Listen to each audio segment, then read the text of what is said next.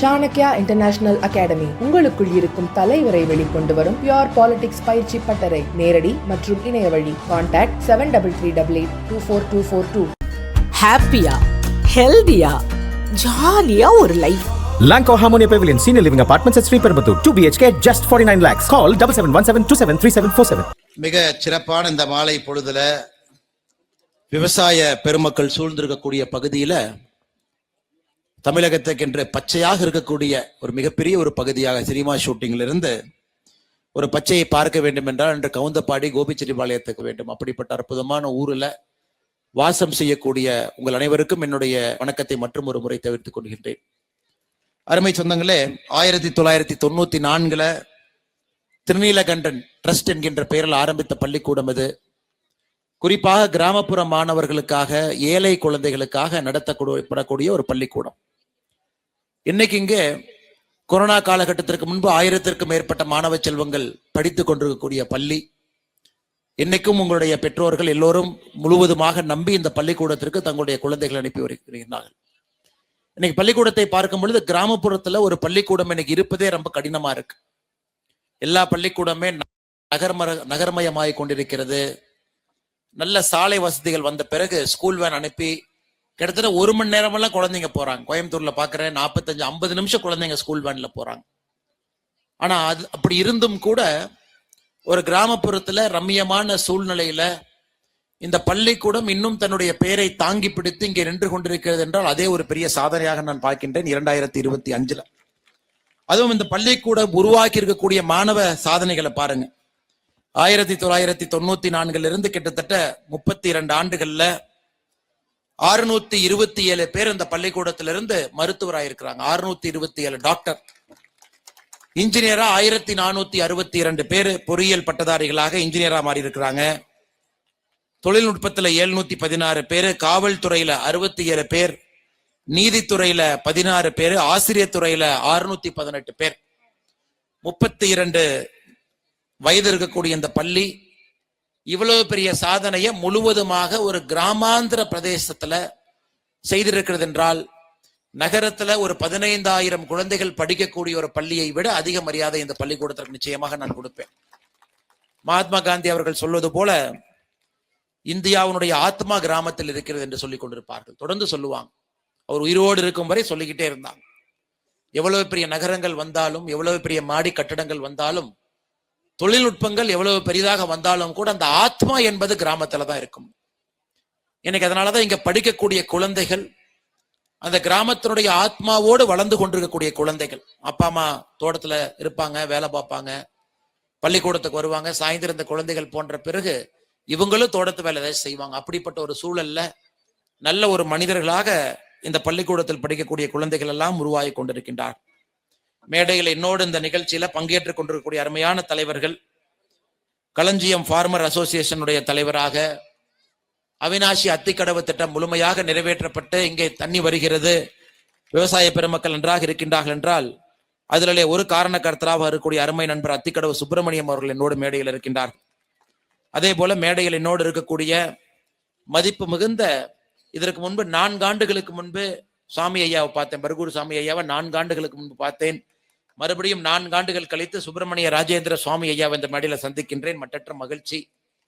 2 முன்னாள் சட்டமன்றத்தினுடைய உறுப்பினர்கள், பெருந்துறை, பவானி, அந்த பகுதியினுடைய 2 முன்னாள் சட்டமன்ற உறுப்பினர்கள், ஐயா KV ராமநாதர் அவர்கள், ஐயா KS பழனிசாமி அவர்கள் நம்மோடு சிறப்பு விருந்தினர்களாக பங்கேற்றிருக்கின்றார்கள். அவர்களுக்கும் என்னுடைய வாழ்த்துக்களை, வணக்கங்களை தெரிவித்துக் கொள்கின்றேன்.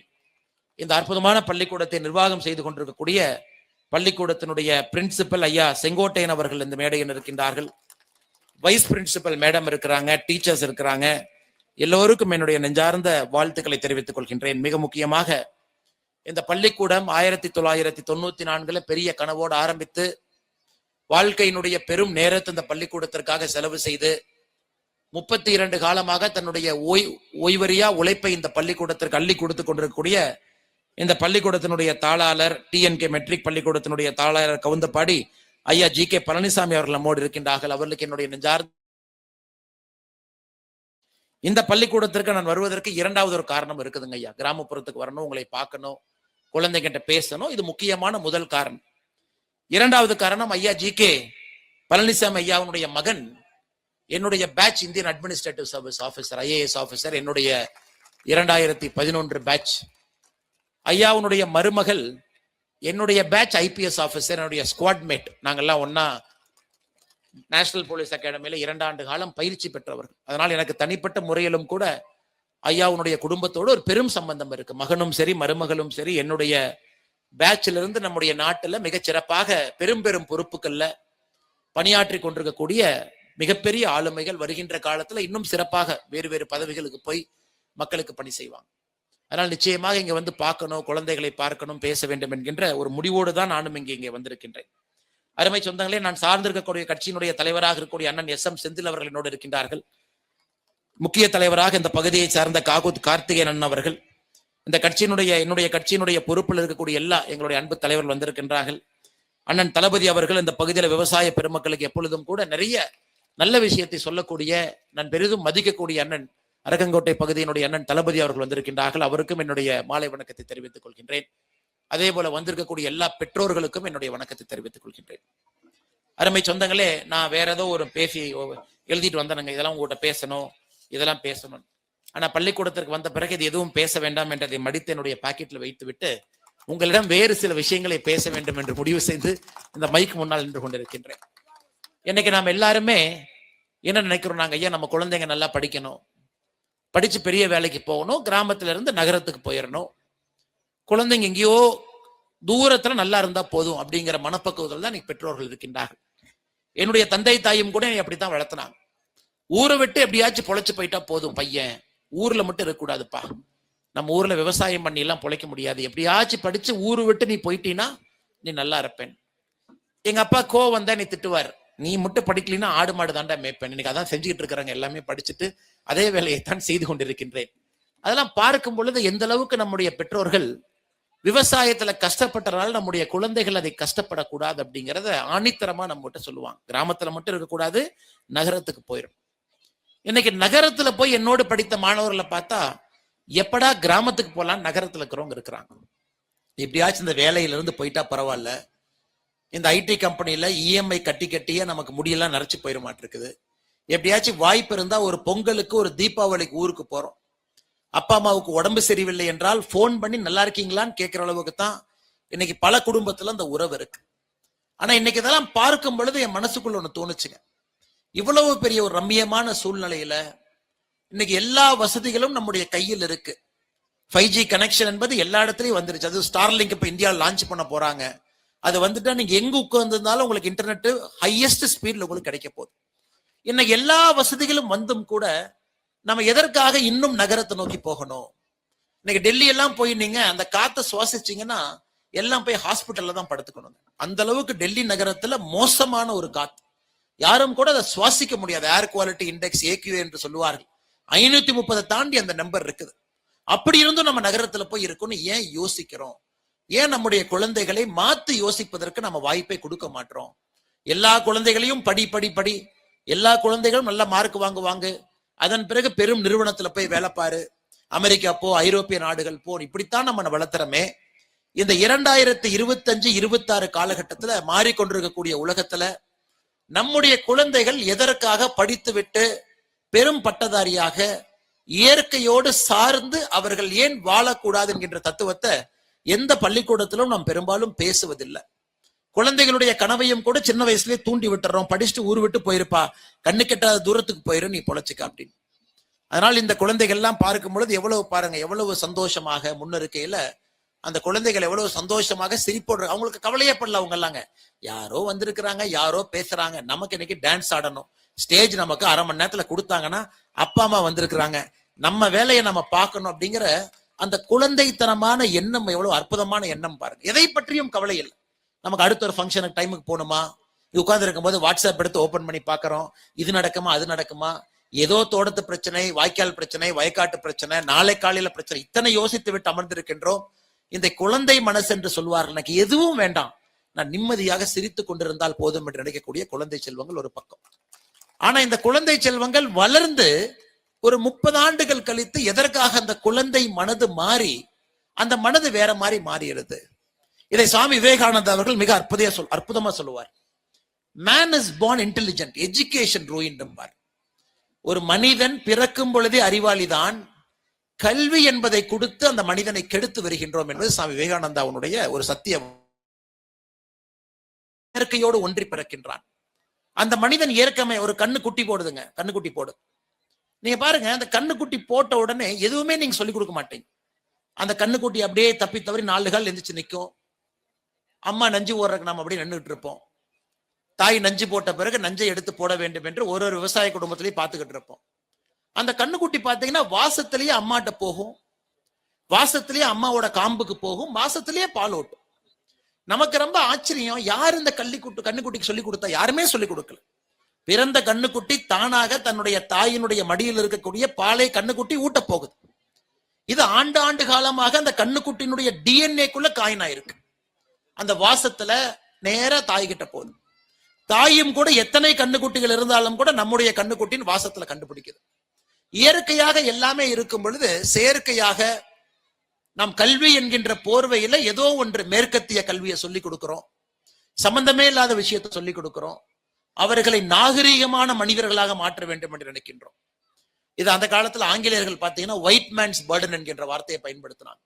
அதாவது யாரெல்லாம் வெள்ளைத்தோல் இல்லையோ அவர்கள் நாகரீகமாக இருக்க தெரியாதவர்கள், அவர்களை நாகரீகமாக மாற்ற வேண்டிய கட்டாயம் நமக்கு இருக்கு. அப்படிங்கிறனால ஒயிட் மேன்ஸ் பர்டன்.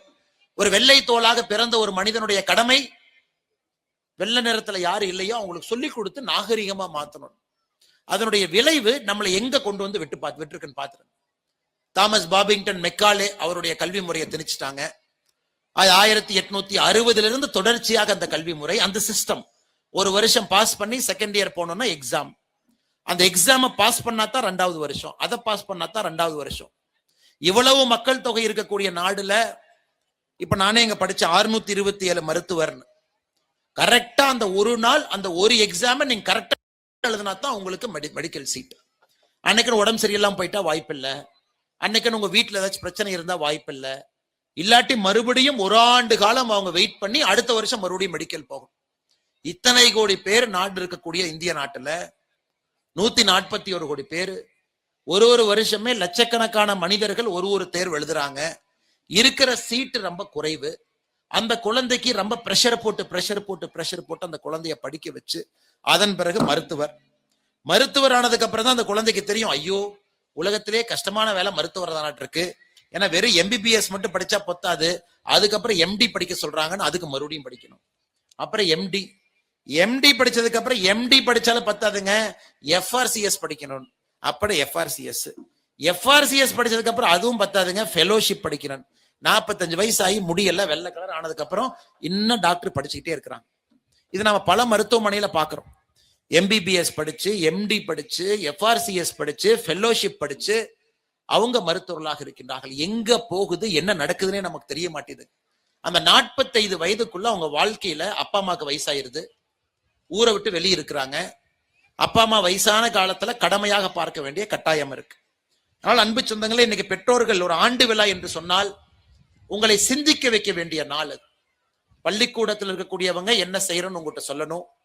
பெற்றோராக இருக்கக்கூடிய நாம் நம்முடைய எதிர்பார்ப்பு என்ன, அந்த பள்ளிக்கூடத்தை என்ன எதிர்பார்த்து குழந்தைய அனுப்புறோம், குழந்தை எப்படி அவங்க படிக்க வைக்கிறாங்க, சரியான முறையில சொல்லி கொடுக்குறாங்களா, சரியான திசையில போகுதான்னு சிந்திக்கக்கூடிய ஒரு நாள். ஏன்னா வேற எந்த நாளுமே நீங்களும் வரமாட்டீங்க, ஆசிரியர் பெருமக்கள் ஒரு மேடையில் உட்கார மாட்டாங்க. அதனால அன்பான வேண்டுகோள், நம்முடைய குழந்தைகள், குறிப்பாக இந்த பகுதியில் இருக்கக்கூடிய குழந்தைகள், இயற்கையோடு இருக்கக்கூடிய குழந்தைகளுக்கு நாம் இயற்கையோடு படித்து இங்கேயே இருப்பதற்கான ஒரு வரைமுறையை நாம் ஏற்பாடு செய்து கொடுக்க வேண்டும். எவ்வளவுதான் படிச்சு எங்க போனாலும் கடைசியா ஊருக்கு திரும்பி வரட்டும். எவ்வளவுதான் படிச்சு எங்க போனாலும் அவர்களுடைய உணவை அவர்களே உற்பத்தி செய்வதற்கான ஒரு கல்வித்திறனை நாம் ஏற்பாடு செய்து கொடுக்க வேண்டும். அவங்க உணவை அவங்க உற்பத்தி பண்ணிக்கணும். நெல் போடுறாங்களா, அரிசி போடுறாங்களா, காய்கறி தோட்டம் வைக்கிறாங்களா, பழத்தோட்டம் வைக்கிறாங்களா, அவங்க சாப்பாட்டை அவங்களே உற்பத்தி பண்ணக்கூடிய அளவுக்கு திறன் இருக்கா, இதையெல்லாம் நீங்கள் நிச்சயமாக இந்த நாள்ல கொஞ்சம் யோசிக்க வேண்டும் என்பது என்னுடைய அன்பான வேண்டுகோள். ஏன்னா இன்னைக்கு நகர்ப்புறம் தமிழ்நாட்டுல பாத்தீங்கன்னா 60% அர்பனைசேஷன், 60% மக்கள் நகர்ப்புறத்திலும் 40% மக்கள் இன்னைக்கு கிராமப்புறத்துல இருக்கிறாங்க. இன்னைக்கு நகர்ப்புற வாழ்க்கை எப்படி மாறிடுச்சுனாங்க ஐயா, காத்து ஏற்கனவே சொன்னது போல மாசுபட்டு விட்டது, ட்ரைனேஜ், சூவேஜ், மழை வந்தா எல்லாம் வெளியே, அப்பார்ட்மெண்ட் கலாச்சாரம், பக்கத்து அப்பார்ட்மெண்ட்ல யார் இருக்காங்கன்னு யாருக்குமே தெரியாது, உள்ளூர்ல இருக்கக்கூடிய ஒரு மாண்போ பண்போ அந்த சொந்தக்காரங்க மேல இருக்கக்கூடிய மதிப்பு மரியாதையோ நகரப்புறத்துக்கு போகும்போது வருவதில்லை. அதனால் இந்த குழந்தைகள் இன்னும் 20 ஆண்டுகள் கழித்து வருவதை நான் பேசிட்டு இருக்கிறேன். எனக்கு சின்ன குழந்தைங்களா இருக்கிறாங்க. இன்னும் 20 ஆண்டுகள் கழித்து இந்த உலகம் எப்படி மாறி இருக்கும்னு பாருங்க. முழுமையாக சமுதாய கட்டமைப்பு மாறி இருக்கும். முழுமையாக இந்த குழந்தைகள் வாழ்க்கையை பார்க்கக்கூடிய விதம் மாறி இருக்கும். அதையெல்லாம் இப்போ யோசிச்சு இந்த குழந்தைகளை இயற்கையோடு வளர வைத்து, இயற்கையோடு ஒன்ற வைத்து, எங்க படிச்சு எங்க போனாலும் உள்ளூர் முக்கியம் என்பதை நாம் விதைக்க வேண்டும். ஆங்கிலேயர்கள் கல்வியை போல படிச்சு படிச்சு வெளியே போனா, லண்டன் போனா, அமெரிக்கா போனா, சென்னை போனா, பெங்களூர் போனா மட்டும்தான் நீ வாழ்க்கையில சாதிச்ச, நீ உள்ளூர்ல இருந்து விவசாயம் பண்ணினா நீ வாழ்க்கையில் சாதிக்கவில்லை என்கின்ற பொய்யை இந்த பள்ளிக்கூடத்திலே நீங்கள் உடைக்க வேண்டும் என்பது என்னுடைய அன்பான வேண்டுகோள். அவங்க விவசாயம் பண்ணிட்டு விவசாயம் பண்ணாம இருக்கட்டும், என்ன வேணாலும் செய்யட்டும். ஆனா படிச்சு வெளியூருக்கு போனா தான் நீ சக்சஸ், நீ படிச்சு வெளியூருக்கு போலாம் நீ ஃபெயிலியர் அப்படிங்கறத குழந்தைக்கு சொல்வதை நாம் மாற்ற வேண்டும். இரண்டாவது, இன்னைக்கு பெற்றோர்களுடைய உழைப்பு என்பது இது ஒரு அளப்பரிய உழைப்பு. நீங்க அந்த அளவுக்கு உழைக்கிறீங்க, கஷ்டப்பட்டு சம்பாதிக்கக்கூடிய பணத்துல ஒரு பெரும் பகுதியை கல்விக்கு செலவு பண்றீங்க. அதுல குழந்தைகள் நல்ல பள்ளிக்கூடத்துல படிக்கணும்னு நினைக்கிறீங்க, குழந்தைக்கு ஆங்கிலேய முறையில கல்வி கொடுக்கணும்னு நினைக்கிறீங்க, குழந்தை அடுத்த கட்டம் செல்ல வேண்டும் நினைக்கிறேன். இதெல்லாம் சந்தோஷங்கம்மா, இதெல்லாம் ரொம்ப சூப்பர். அதே நேரத்துல உங்களுக்கு கிடைத்த வாழ்க்கை கல்வியும் இந்த குழந்தைங்களுக்கு கொடுப்பதற்கு நீங்கள் முயற்சி எடுக்க வேண்டும் என்கின்ற அன்பான வேண்டுகோளை வைக்கின்றேன். வாழ்க்கை கல்வினா என்னங்க? இன்னைக்கு ஒரு டவுன் பஸ்ல ஒரு குழந்தை ஏறினாவே நம்ம மேல இங்கேயும் பாக்குறோம், என்னது நம்ம பெத்த பிள்ளை டவுன் பஸ்ல போறதா அப்படின்னு. ஸ்கூல் வேன்ல போகணும், நம்ம பெத்த புள்ள ஸ்கூல் பஸ்ல போகணும், நாம பெத்த புள்ள ஏசி பஸ்ல போகணும், நாம தான் கஷ்டப்பட்டோம், நாம பெத்த பிள்ளையும் கஷ்டப்பட்டா நாம வாழ்ந்த வாழ்க்கைக்கு என்ன அர்த்தம் என்கின்ற எண்ணம் என்னுடைய தந்தை தாய்க்கு, எல்லா தந்தை தாய்க்குமே இயற்கையா இருக்கு. ஆனா உங்களுக்கு கிடைத்தது ஒரு வாழ்க்கை கல்வி, கஷ்டத்தை பார்த்து வளர்ந்த ஒரு கல்வி. அது பள்ளிக்கூடத்துல சொல்லிக் கொடுக்கவே முடியாதுங்க. அதுவும் இன்னைக்கு குழந்தைக்கு இந்த டெக்னாலஜி டிஸ்ட்ராக்ஷனுக்கு மத்தியில இந்த கிராமத்துல கிடைக்கக்கூடிய அந்த வாழ்க்கை கல்வியை தயவு செய்து குழந்தைக்கு சொல்லிக் கொடுங்க. அரசு பேருந்துல பயணம் செய்ய வையுங்க. அரசு பேருந்துல ஒரு குழந்தை ஏறினால் மட்டும்தான் அந்த குழந்தைக்கு வறுமைனா என்னன்னு தெரியுங்கல்ல. அந்த குழந்தைக்கு தெரியவே தெரியாது. வறுமைனா இப்ப நம்ம போர்டு போட்டு ஒரு போட்டோ போட்டு காட்டுறீங்க, பாருங்க பாப்பா, இந்த பாட்டி கஷ்டப்படுறாங்களா, இந்த பாட்டி கையில குடம் இருக்கா, இந்த பாட்டி தண்ணி எடுக்க போறாங்களா, அப்ப இந்த பாட்டி வறுமையில் இருக்காங்க. இப்படிதான் சென்னையில எல்லாம் சொல்லி கொடுக்குறாங்க. எத்தனையோ ஸ்கூலுக்கு நான் பேச போறாங்க, போட்டோ போட்டுதான் அந்த குழந்தை ஓ ஓ மேடம் திஸ் இஸ் பாவர்ட்டி அப்படிங்கிறாங்க. அப்ப இதுதான் வறுமையா அப்படின்னு. அந்த வறுமையே பார்க்காத ஒரு குழந்தை வரும் பொழுது அந்த குழந்தை எப்படிக்கு ஒரு சக மனிதனின் மீது அன்பும் மரியாதையும் மதிப்பும் வரும். இன்னைக்கு கிராமப்புறத்துல முடிஞ்ச வரைக்கும் அந்த எக்ஸ்போஷரை கொடுங்க. குழந்தைய இயற்கையோடு ஓட வைங்க, ஆட வைங்க, அரசு பேருந்துல ஏறி போக சொல்லுங்க, உங்களோட தோட்டத்துல சின்ன சின்ன வேலைகளை செய்ய சொல்லுங்க. உள்ளூர்ல ஒரு கிராம சபா கூட்டம் நடக்குதா, சும்மா கூட்டிட்டு போய் உட்கார வைங்க. ஒரு கிராம சபா கூட்டத்துல சும்மா உட்கார வைங்க. ஒரு பஞ்சாயத்துனா என்னன்னு அந்த குழந்தை பார்க்கட்டும். அது மாசத்துக்கு ஒருக்கா கிராம சபை எப்ப நடந்தாலும் கூட அந்த குழந்தை உங்க கூட வந்து பார்க்கட்டும். இத்தனை பேர் வந்திருக்கிறாங்க, ஒரு விவசாயி தண்ணி இல்லைம்பாங்க, ஒரு அம்மா ஒரு பிரச்சனைம்பாங்க, ரேஷன் அட்டையில ப்ராப்ளம்பாங்க, எனக்கு பொங்கல் தொகுப்பு முழுமையா வரலைம்பாங்க. அந்த குழந்தை அதையெல்லாம் பார்க்கும் பொழுது மட்டும்தான் அந்த குழந்தை ஒரு முழு மனிதனாக இந்த இடத்துல பிறந்த பிறப்புக்கான முழு அர்த்தம் அந்த குழந்தை கிடைக்கும். நகர்ப்புற கல்வியை தயவு செய்து நாம் கிராமப்புறத்துல கொடுப்பதற்கான முயற்சியை நாம் எடுக்கவே கூடாது. நகர்ப்புறத்துல ஒரு மாதிரி வித்தியாசமான சூழ்நிலை. இன்னைக்கு நிறைய கிராமப்புற பள்ளிக்கூடத்துல அதை கொடுக்கறாங்க. ஆனா நம்முடைய பள்ளிக்கூடம் டிஎன்கே மெட்ரிக் பள்ளிக்கூடம் அதையெல்லாம் முறியடித்து கவுந்தப்பாடியில ஒரு கிராம சூழ்நிலையை குழந்தை வைத்திருக்கின்றார்கள் என்பதே ஆச்சரியம். நான் கேட்ட ஐயாட்ட கேட்ட, ஐயா கோவிடுக்கு அப்புறம் எல்லா கிராமப்புற பள்ளிக்கூடத்திலையும் ஸ்ட்ரென்த் குறைஞ்சிக்கிட்டே வருதுங்களேங்க ஐயா, நம்ம பள்ளிக்கூடத்திலேயே குறைதான் கேட்டேன். ஐயா சொன்னாங்க, ஆமாங்க ஐயா, கோவிடுக்கு அப்புறம் ஜென்ரலாவே நம்ம பாக்குறோம், ஒன்று அரசு பள்ளிக்கு சில பேர் போறாங்க, இந்த 10.5% அவங்களுக்கு ஒரு கோட்டா அங்க இருக்கிறனால நிறைய பேர் அதை பயன்படுத்த வேண்டும் என்று நினைக்கின்றார்கள். நிறைய பேர் இன்னைக்கு நகரத்துக்கு அனுப்பணும்னு நினைக்கிறாங்க. 45 நிமிஷம் வேன்ல போனாலும் பரவாயில்ல, ஆனா நகரத்துக்கு போட்டுன்னு நினைக்கிறாங்க. அதனால நிறைய கிராமப்புறத்தில் இருக்கக்கூடிய பள்ளிகள் எல்லாம் இன்னைக்கு கஷ்டத்துல இருக்கிறாங்க. அவங்களுடைய பள்ளிக்கூடத்தில் இருக்கக்கூடிய குழந்தைகளுடைய எண்ணிக்கை குறைய ஆரம்பிக்கிறது.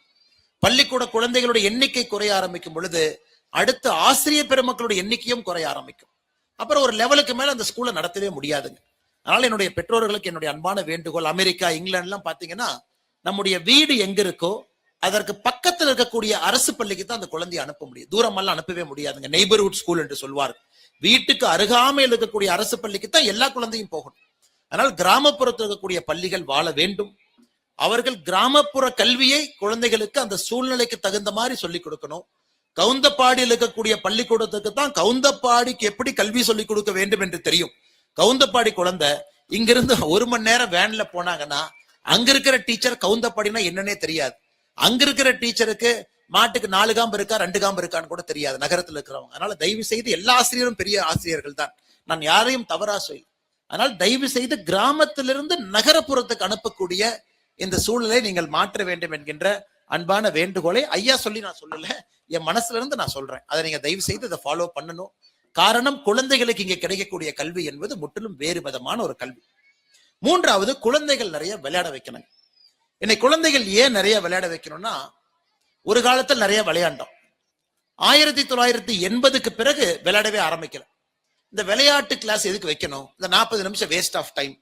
அந்த 40 நிமிஷம் குழந்தை விளையாடுறத விட ஒரு என்ட்ரன்ஸ் எக்ஸாமுக்கு படிச்சாங்கன்னா குழந்தைக்கு நல்ல மார்க் வரும்னு மார்க்குன்னு வந்துட்டோம் இன்னைக்கு. அதனால என்ன ஆகுதுன்னு பாத்தீங்கன்னா, இந்த ஒலிம்பிக் போட்டிகள்ல இருந்து பல போட்டிகள்ல நம்மளை விட 1 லட்சம் பேர் 2 லட்சம் பேர் இருக்கிற நாட்டுல ஒரு தங்க மெடல் வாங்கிட்டு வந்துருவோம். நாம 140 கோடி பேர் இருக்கோம். நாமளும் இந்த ஒலிம்பிக் போட்டி நடக்கும் போதெல்லாம் அந்த இதை பார்ப்போம். 3, 2, 1, 4, 5 மெடல் கிடைக்குது. 140 கோடி பேர். ஆனா சைனா இன்னைக்கு 136 கோடி இருக்கிறான்.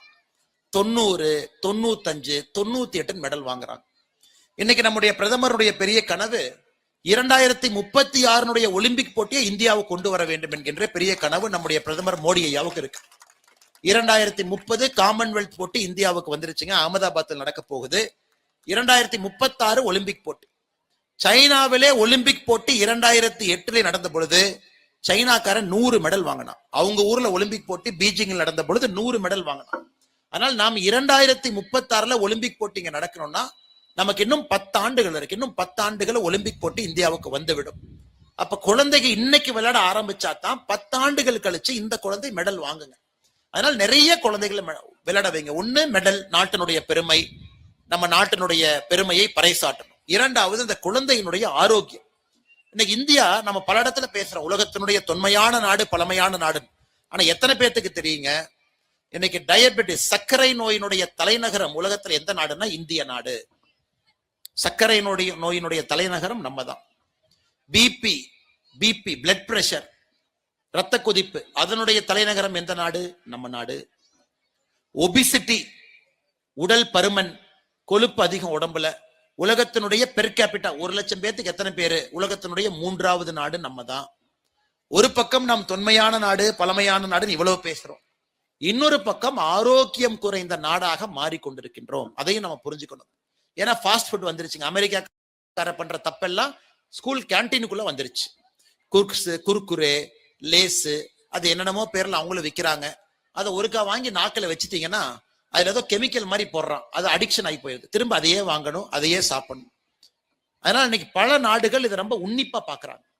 அமெரிக்கா போன்ற நாடுகள் இதை ரொம்ப உன்னிப்பா பாக்குறாங்க. குழந்தைகள் அவர்களுடைய வயசுல விளையாடாதனால, இன்டோர்லயே இருக்கிறனால அவர்களுக்கு வருங்காலத்துல வரக்கூடிய எல்லா நோய்க்குமான பவுண்டேஷன் இப்பவே போட்டுறோம். அதனாலதான் இந்த ஆண்டு மதிப்புக்குரிய தர்மேந்திர பிரதான் அவர்கள், நம்முடைய உயர்கல்வித்துறை அமைச்சர், எல்லா சிபிஎஸ்இ பள்ளிக்கூடத்துல ஒரு ரூல் போட்டிருக்காங்க. பயன்படுத்தக்கூடிய எண்ணெய் என்பது 10% குறைவா பயன்படுத்தணும்.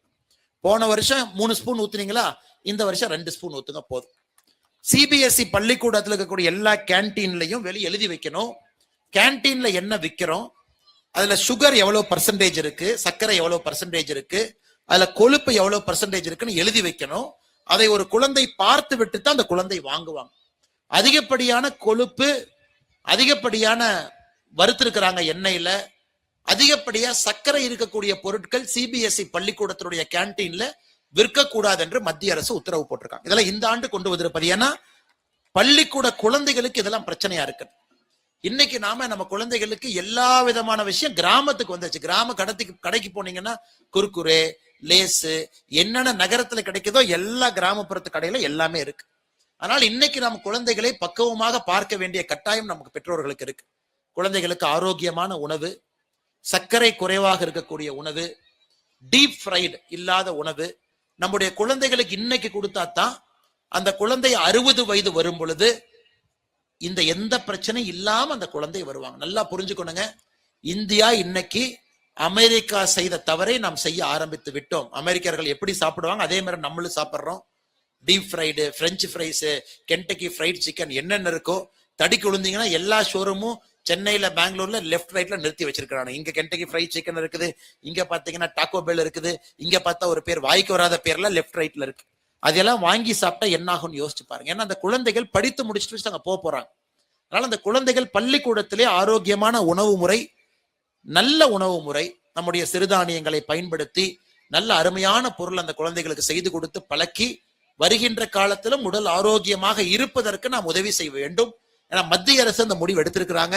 நாமும் பெற்றோர்களாக அந்த முடிவு எடுக்கணும். பிரதமர் அவர்கள் நம்முடைய தாய்மார்களுக்கு மனதின் குரல் நிகழ்ச்சியில உங்கள்கிட்ட ஒரு வேண்டுகோள் வச்சாங்க. தாய்மார்கள் இங்க இருக்கிறீங்க, எல்லா தாய்மார்களுக்கும் பிரதமர் ஒரு வேண்டுகோள் வச்சாங்க. வீட்டுல நீங்க சமைக்கிறப்ப நீங்க பயன்படுத்தக்கூடிய எண்ணெய 10% இந்த வருஷத்திலிருந்து குறைக்க வேண்டும் என்கின்ற வேண்டுகோளை பிரதமர் அவர்கள் ஒரு 3 மாதத்திற்கு முன்பு நம்முடைய அம்மாக்கள், அக்காக்கள், தங்கச்சி அவங்களுக்கு எல்லாம் கேட்டாங்க. ஏன்னா எங்களுக்கு அதுக்கு நீ தப்பா நினைச்சுக்கணும். என்னன்னே அப்ப நாங்க தான் சமைப்போமா? ஆணும் பெண்ணும் சமம் இல்லையா?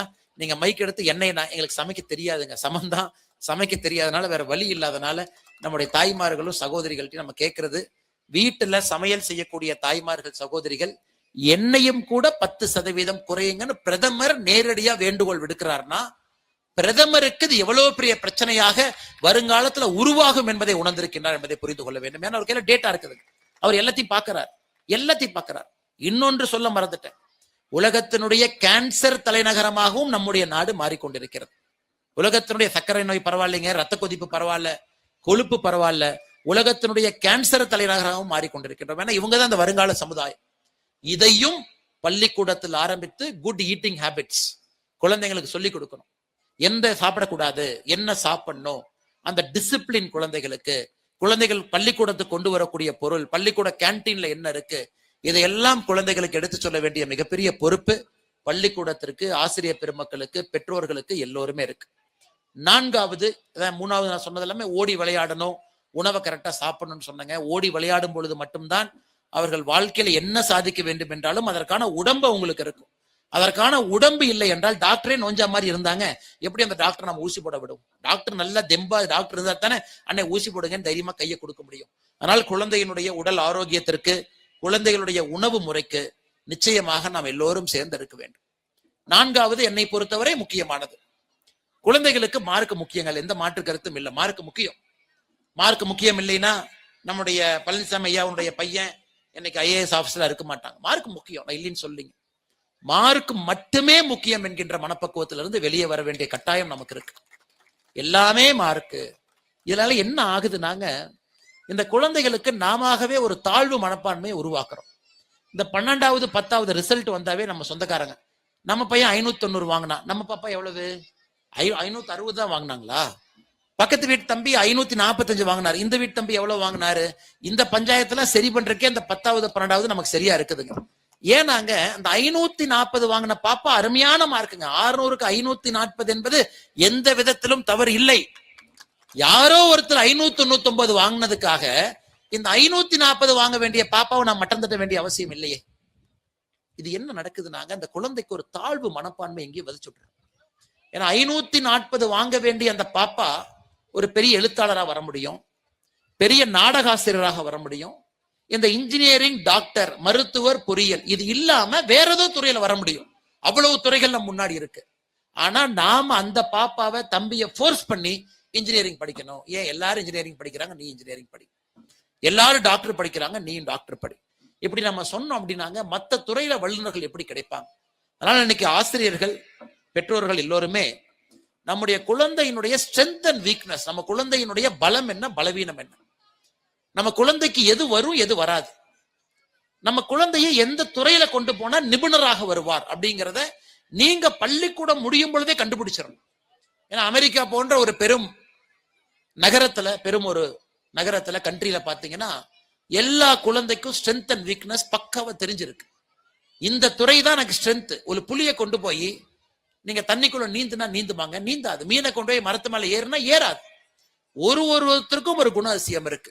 அதனால குறிப்பாக கிராமப்புறத்துல படிக்கக்கூடிய குழந்தைகளுக்கு இயற்கையாகவே நிறைய அறிவு அவர்களுக்கு கிடைத்திருக்கிறது. அதனால இந்த ஸ்ட்ரென்த் அண்ட் வீக்னஸை கரெக்டா நீங்க அசஸ் பண்ணணும். பள்ளிக்கூடத்துல கரெக்டா பேசணும். இந்த குழந்தைக்கு எது வரும் எது வராது என்பதை தெள்ள தெளிவா புரிஞ்சுக்கணும். 540 வாங்கிய குழந்தையும் சிறப்பு தான், 500 வாங்கிய குழந்தையும் சிறப்பு தான். ஆனா அந்த குழந்தை என்ன ஆக போறாங்கன்னு தெரிஞ்சு அந்த துறையில் அந்த குழந்தைய விடணும்.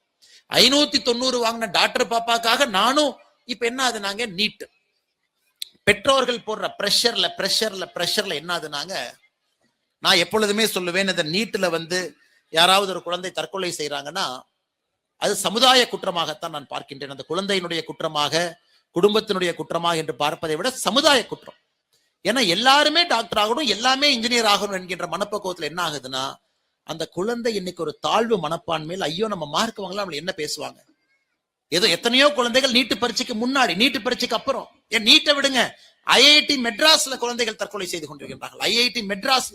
ஐஐடி மெட்ராஸை விட எங்க போய் படிக்கிறது? அதுக்கு மேல எங்க, அதுக்கு மேல நிலாவுக்கு தான் போகணும். ஐஐடி மெட்ராஸ் மேல வேற எந்த காலேஜ் இருக்குதுங்க? ஐஐடி மெட்ராஸ்ல தற்கொலை படிக்கிறாங்க. போன ஆண்டு 2 குழந்தைகள் தற்கொலை செய்து கொண்டார்கள். ஏன்? தாழ்வு மனப்பான்மை. என்ன செஞ்சாலும் பத்தலைங்கிறாங்களே அப்பா அம்மா. சமுதாயம் இதுக்கு மேலே எதிர்பார்க்கிறாங்களே, 540க்கு மேல எவ்வளவு வாங்குறது, 560 வாங்கலாம் ஒத்துக்க மாட்டாங்களே. அதை நாம மாத்தணும், அதற்கான முயற்சி எடுக்கணும். நமக்கு ஒரு போலீஸ் சப் இன்ஸ்பெக்டர் வேணும், ஒரு தீயணைப்புத்துறை அதிகாரியும் வேணும், ஒரு டீச்சரும் வேணும், ஒரு விவசாயியும் வேணும், ஒரு மருத்துவரும் வேணும், ஒரு பொறியியலாலும் வேணும். இதுல இவர்கள் நிபுணர்களான் மட்டும்தான் நீங்க பார்க்கணும். போலீஸா விஜயகுமார் சார் மாதிரி வரணும், விவசாயா நம்மாழ்வார் ஐயா மாதிரி வரணும், டாக்டரா இந்த மாதிரி இருக்கணும், இன்ஜினியரா இப்படி இருக்கணும். அதுல நிபுணர்களா வருவதற்கான முயற்சி எடுப்போமோ தவிர எல்லாத்தையும் கொண்டு போய் டாக்டர், எல்லாத்தையும் கொண்டு போய் இன்ஜினியர், அது நாம் அந்த தவறை செய்யக்கூடாது என்கின்ற அன்பான வேண்டுகோளையும் கூட இங்க இருக்கக்கூடிய எல்லா பெற்றோர்களுக்கும் கூட சொல்ல வேண்டிய கடமையாக நான் கருதுகின்றேன். அருமை சொந்தங்களே, இன்னைக்கு நானும் எத்தனையோ ஸ்கூல் ஃபங்க்ஷன்ல உட்கார்ந்து இருக்கேன். அவங்க என்ன பேசுவாங்கன்னு நானும் மறந்துடுவேன். நானும் அந்த மாதிரி குழந்தைகளோட உட்கார்ந்து இருக்கும்போது, என்னடா ரொம்ப ரம்பம் போடுறாரு, நானும் பார்த்துக்கிட்டே இருக்கேன், நம்ம வேற நல்ல டான்ஸ் எல்லாம் மேக்கப் போட்டு உட்கார்ந்தா பேசிக்கிட்டே இருக்காரேன். அதனால இடத்தினுடைய பொருளை அறிந்து 4 விஷயங்களை மட்டும் உங்கள் முன்னால் நான் என்று வைக்கின்றேன். குழந்தைகளை நம்ம இடத்திலேயே வளர்த்துவோம், நம்ம ஊருக்கு திரும்பி கொண்டு வருவதற்கான கல்வியை நம்முடைய குழந்தைக்கு கொடுப்போம், கடின முயற்சியை சொல்லிக் கொடுப்போம், நல்லவனாக இருப்பதற்கான எல்லா பயிற்சியும் நல்ல விஷயங்களை கொடுப்போம், குழந்தை உடல் ஆரோக்கியத்திற்கு கவனம் கொடுப்போம், சாப்பிடுகின்ற பொருளுக்கு கவனம் கொடுப்போம், அந்த குழந்தைக்கு பிடித்த துறையில நிபுணராக கொண்டு வருவதற்கான முயற்சி எடுப்போம். எல்லா குழந்தையும் ஒரே இடத்துல போய் அடைச்சு வைக்க வேண்டாம். அது குறிப்பாக கிராமப்புறத்துல நம்முடைய பெற்றோர்கள் யோசித்து, ஏன்னா நகரப்புறத்துல இருக்கக்கூடிய எக்ஸ்போஷர் நம்ம குழந்தைக்கு இல்லை. எக்ஸ்போஷர் குறைவாக இருக்கும் பொழுது நாம முன்வந்து அந்த குழந்தைக்கு அந்த வாய்ப்பை ஏற்படுத்தி கொடுக்க வேண்டும். கிராமப்புறத்திலிருந்து வரக்கூடிய குழந்தைகள் தான் இன்னைக்கு இந்தியாவினுடைய பல்வேறு துறையில் இருக்கிறாங்க, உயரிய துறையில் இருக்கிறாங்க. அதனால கிராமப்புறத்திலிருந்து வருபவர்கள் எப்போதும் வெற்றி பெறுவார்கள், எந்த மாற்று கருத்தும் இல்லை. நகரப்புறத்தை போல டெக்னாலஜி அடிக்ஷன் இல்லை, கெட்ட பழக்கங்கள் வேகமா வர்றதில்லை. இன்னைக்கு சென்னையில பல பள்ளிக்கூடத்துல குழந்தைகள் உள்ள போகும்போது ஸ்கூல் பேக்கை செக் பண்றாங்க. நான் கேட்ட ஒரு பள்ளிக்கூடத்துல, எதுக்கு ஸ்கூல் பேக் செக் பண்றீங்க? அது கஞ்சா புழக்கமெல்லாம் வந்துருச்சுங்க, அதான் ஸ்கூல் பேக் எல்லாம் செக் பண்றோம். இன்னைக்கு தமிழ்நாட்டுல பாருங்க, நம்முடைய சொந்த குழந்தையின் மீதையே சந்தேகப்படும் அளவுக்கு நிலைமை மோசமா இருக்கு. பள்ளிக்கூட பேக்கை திறந்து பாக்குறோம், வீட்டுல அப்பா அம்மாவுக்கு ஒரு பயம், அவங்களும் திறந்து பாக்குறாங்க. 10வது 12வது படிக்கக்கூடிய குழந்தைகளுக்கு ஏதாவது தப்பான ஃப்ரெண்ட்ஸுக்கு அவங்க ஏதாவது கெட்ட பழக்கங்கிற பழகி இருப்பாங்களான்னு பாக்குற அளவுக்கு வந்திருக்கின்றோம். அதெல்லாம் நகரப்புறத்துல இருக்கு, கிராமப்புறத்துல பெரிதாக இல்லை. அதனால் நிச்சயமாக இதை மேம்படுத்துவோம், அடுத்த கட்டத்துக்கு எடுத்து செல்லுவோம். மற்றும் ஒரு முறை நம்முடைய TNK matric higher secondary school, அதனுடைய பிரின்சிபல், வைஸ் பிரின்சிபல், இந்த பள்ளிக்கூடத்தினுடைய ஆசிரியர்கள் எல்லோருக்கும் என்னுடைய நெஞ்சார்ந்த வாழ்த்துக்களை, வணக்கங்களை. காரணம், நீங்க எல்லாம் கிராமப்புறத்துல தங்கி சேவை செய்ய வேண்டும் என்கின்ற முடிவை நீங்க எடுத்திருக்கிறீங்க. இது பெரிய முடிவு, இது ஆண்டவனுடைய முடிவு. எப்பொழுதும் ஆண்டவன் உங்களுடைய குடும்பத்தோடு உங்களோட துணை இருக்கணும். அதே போல இங்க வந்திருக்கக்கூடிய பெற்றோர்கள் நல்ல ஒரு தரமான கல்வியை குழந்தை கொடுக்கணும்னு நினைக்கிறீங்க. அதுக்காக உங்களை வருத்தி கொண்டு குழந்தைக்கு அந்த வாய்ப்பை ஏற்படுத்தி கொடுக்குறீங்க. அதற்கும் தலை வணங்குகின்றேன். மேடையின் மீது இருக்கக்கூடிய எல்லா மதிப்பு மிகுந்த தலைவர்கள், முன்னறிக்கையில் இருக்கக்கூடிய தலைவர்கள், நம்முடைய குழந்தை செல்வங்கள் எல்லோருக்கும் நன்றி தெரிவித்து என்னுடைய உரையை முடித்துக் கொள்கின்றேன். நன்றி, வணக்கம். பாரத் மாதா கி ஜெய்.